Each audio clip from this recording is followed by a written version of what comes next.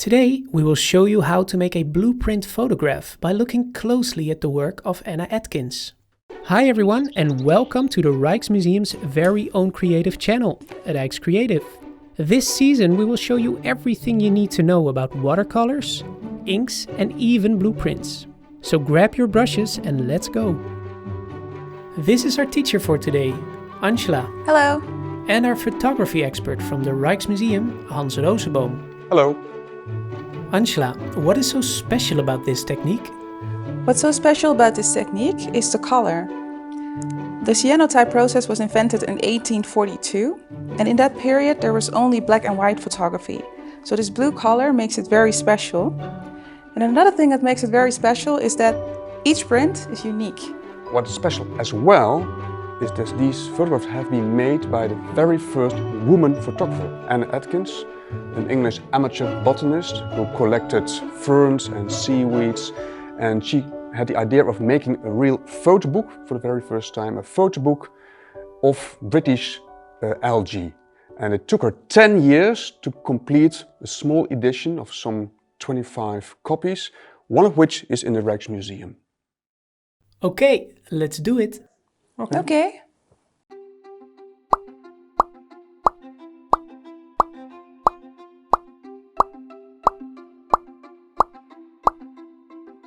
In order to make a blueprint, the first thing you have to do is make your paper sensitive to light. You can use any water-resistant paper to do that. I'm using watercolor paper. And you'll need two chemicals to make a residue to make the paper sensitive to light. Ammonium ferric citrate and potassium ferricyanide. Let's start with this one. You need about 10 to 12 grams of this. These are quite harmless chemicals, but for your own safety, make sure you read the safety instructions before using them. It's a little bit more, but it isn't a big deal. From the other one, you need about 20 to 25 milligrams.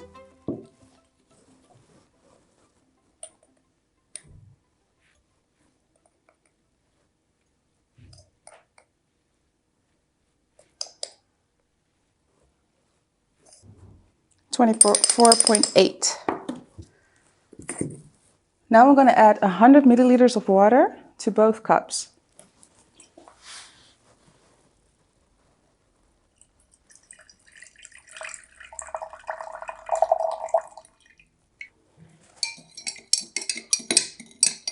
You just keep stirring till all the powder is dissolved into the liquid.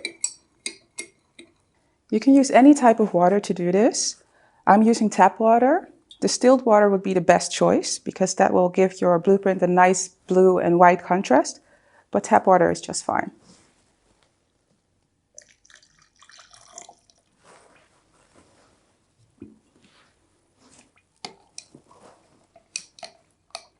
The green one is a little bit more difficult to dissolve in water, but a little good stirring and maybe you can push some lumps to the side, should do the trick. Right now I have 2 cups of the chemicals in a liquid format. The moment I add them together, they become sensitive to light. It's quite a large amount of liquid, so if you want to save this, do not add them together yet. Because the moment you add them together, they keep developing and they stay sensitive to the light. I'm going to make a lot of blueprints today, so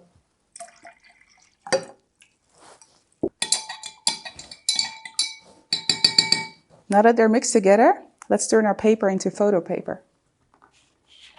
I have my watercolor paper right here, and I have a sponge, but you can also use a brush. I'm going to dip it into the residue, and I have a little bowl to remove any excess liquid. And I'm going to carefully impregnate the paper. And just remember, a little goes a long way. It's better to do it a few times than too much. And the most important thing is that you distribute the liquid evenly on your paper. When you impregnate the paper, just be careful that your hands are clean. If you have greasy fingertips, you will see them in the end result, because the emulsion will react with the grease on your fingertips And you don't want to see fingerprints on your photo print. As you can see, right now the paper is curling up because it's wet, but when it dries, it will flatten out by itself. Right now, it's a yellow-green shade of color. We're going to let it dry, and then we can start making our print. Now that our paper is sensitive to light, we're going to make a composition and expose our paper to UV rays. My paper is right now underneath this piece of fabric because it's already sensitive to the light, so I have to protect it until the moment I'm going to make my composition, which is right now. I collected some nice dried water plants that I'm going to use for my composition.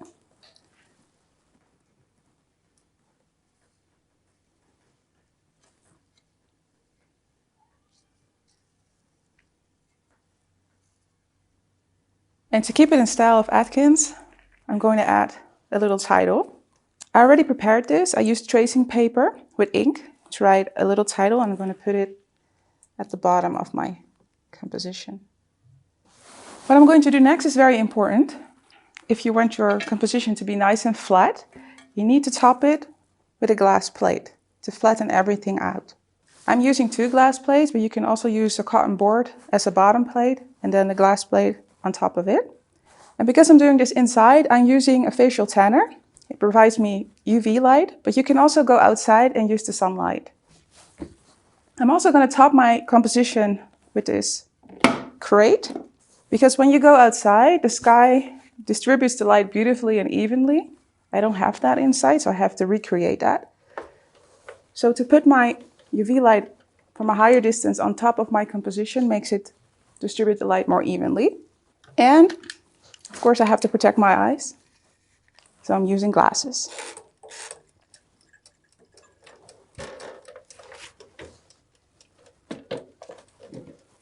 You can experiment with your time of exposure to the light.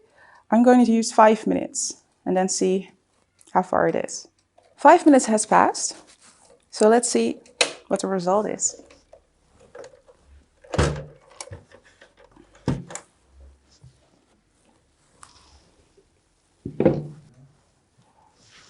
I'm going to carefully take off my objects. You can already see a little preview of the print.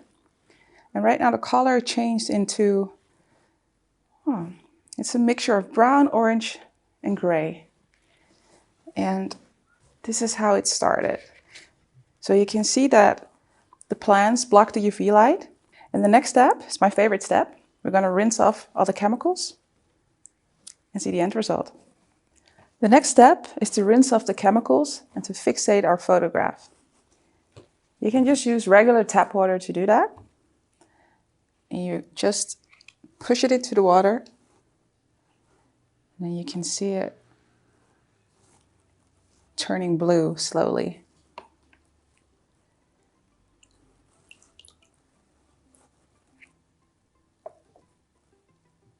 I'm using 2 baths just to make sure that most of the residue stays in the first bath.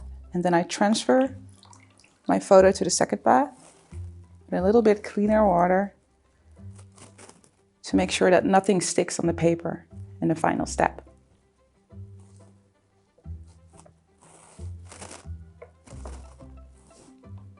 And to check if your paper is really clean, you can look at the drops coming off the paper. If they're clear, that means that the chemicals are gone. But if they're still a little bit blue or yellow, it needs to stay into the water a little bit longer. And you can shake it a little bit, move it back and forth. Just to be delicate when you do this because the paper is wet, so it becomes a little bit vulnerable. It looks clean. I'm going to transfer it to a towel.